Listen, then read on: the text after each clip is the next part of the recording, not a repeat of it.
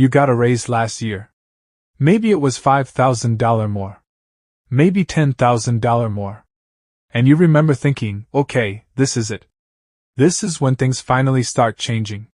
But here you are today. And nothing actually changed. Same feeling at the end of the month. Same anxiety when an unexpected bill shows up. Same quiet frustration when you check your bank account. More money came in. And somehow, the same amount is left over. If that's happened to you, you are not bad with money. You are not irresponsible. You are not doing anything wrong. You are caught in something that almost nobody talks about, and by the end of this video, you are going to understand exactly why every raise you've ever gotten felt like it disappeared. And more importantly, what to actually do about it. Let me tell you about something that happens to almost every American worker at some point. You're earning $45,000 a year. Life is tight but manageable. You drive an older car. You live in a modest apartment. You cook most of your meals at home. Then you get a raise. Now you're earning $55,000. And something interesting happens in your brain. You feel more stable. More successful. More like someone who has earned the right to live a little better. So you upgrade your apartment. Nothing crazy. Just a nicer place. Maybe $300 more a month. You lease a newer car. You deserve it. You're earning more now. You eat out a little more. You buy better groceries. You upgrade your phone. You add a couple of streaming services. None of these things feel like big decisions. Each one feels completely reasonable given your new income. But add them all up and you're spending $700 to $900 more every single month than you were before the raise. Your raise gave you roughly $833 extra per month before taxes. After taxes, maybe $600. You are now spending more than your raise gave you. And you feel exactly the same as you did before. This is lifestyle inflation, and it is completely silent. It doesn't feel like overspending. It feels like living appropriately for your income level. That's what makes it so dangerous. Here's the part that most financial videos skip. Lifestyle inflation is not a character flaw. It's not laziness. It's not weakness. It's biology. Your brain has a system called hedonic adaptation. It's the reason a new car feels exciting for 2 weeks and then just feels like your car. It's the reason a pay raise feels amazing in March and completely normal by June. Your brain adjusts to new normals incredibly fast. And once it adjusts, it starts looking for the next upgrade. This is why lottery winners often end up broke within 5 years. Not because they're stupid, because their brain adapted to the new normal faster than their financial habits could keep up. And this is exactly what happens with raises. The raise arrives. Life improves. Brain adapts. New normal established. Raise absorbed completely. Net change to savings 0. This cycle repeats every single time income goes up without a deliberate plan to interrupt it.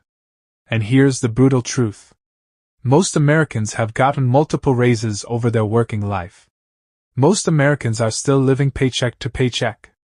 The raises happened. The wealth didn't follow. Let me show you something that might be uncomfortable to look at. The average American gets a raise of around 3 to 5% per year.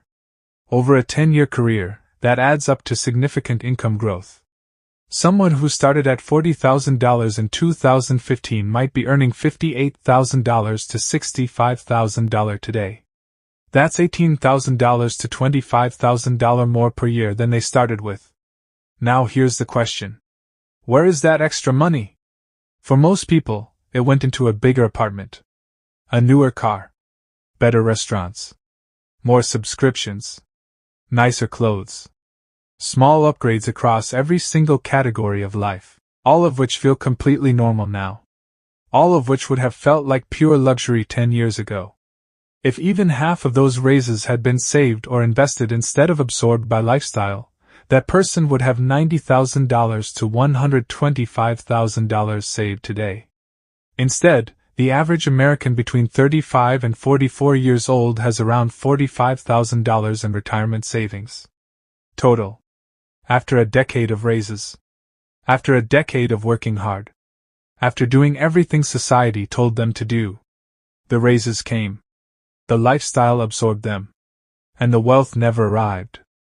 Here's something nobody talks about. Lifestyle inflation doesn't just come from inside you. It comes from the people around you. When your income goes up, your social circle often shifts. You spend time with people who earn more, who live in nicer places, who drive nicer cars, who take better vacations. And without even realizing it, your definition of normal quietly upgrades. You're not trying to show off. You're just trying to fit in with the life that your new income level is supposed to represent. This is why lifestyle inflation hits harder as income rises. At $40,000 a year, your peers are watching their spending. At $80,000 a year, your peers are upgrading. At $120,000 a year, your peers are living large. And the pressure to match that environment is real even when nobody is saying anything out loud. The car you drive feels like a statement. The neighborhood you live in feels like an identity. The restaurant you suggest for dinner feels like a signal of where you belong. None of this is logical. All of it is deeply human. And all of it is costing you a fortune. Here's what breaking lifestyle inflation actually looks like in practice. And I want to be clear. This is not about never enjoying your money. This is not about living like you're poor when you're not. This is about making sure your wealth grows every time your income does. The first move is called the raise split rule. Every time you get a raise, immediately split it into 2 parts before you touch it or feel it or spend it. Half goes to improving your life. You earned it. You deserve to enjoy some of it. Upgrade something that genuinely matters to your daily happiness. Half goes automatically to savings or investments. Before it hits your checking account if possible. Before your brain has a chance to absorb it into your new normal. This one rule, applied consistently, means every raise permanently improves both your present life and your future wealth at the same time. The second move is a lifestyle audit once a year. Sit down and look at every recurring expense in your life. Not to cut everything. Just to ask one question about each one. Does this actually make my life better? Or did I just add this at some point and forget about it? Most people find $200 to $400 a month in expenses that genuinely do not improve their life at all. Subscriptions they forgot about. Upgrades they made and stopped noticing. Cut those. Keep the ones that matter. The third move is defining your enough. This is the one most people never do. And it is the most powerful of all 3. Sit down and actually decide what your ideal life looks like. Not your dream life. Not a billionaire fantasy.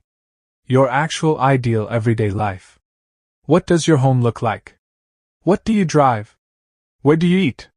How do you spend your weekends? Write it down, put a number on it. Because here is what happens when you define your enough. Every raise you get after that point becomes almost entirely wealth building. Because you already have the life you actually want. There is nothing left to upgrade into. The people who build real wealth do not have unlimited ambition for their lifestyle. They have a defined enough. And every dollar above that enough goes to work for their future. Here is the reality of lifestyle inflation in one sentence. Your income is not the problem. Your income growing faster than your savings is the problem. Every raise you have ever gotten was an opportunity. An opportunity to improve your life and build your future at the same time. Most of those opportunities got absorbed quietly into a slightly better version of the same life. But now you see it. And seeing it is everything. Because the next raise is coming. And this time you know exactly what to do with it. Split it. Save half before you feel it. Define your enough. And let the other half make your life genuinely better. The people watching this video who actually do that one thing with their next raise will look back in 10 years and barely recognize the difference in their financial life. That is not an exaggeration. That is just compound interest and intentional living doing exactly what they always do. There is a video on this channel right now that shows you exactly what happens once you actually have money saved and how it changes every single decision you make from that point forward. Watch that next. It connects directly to everything we just talked about. Does this happen to you? Drop a yes in the comments.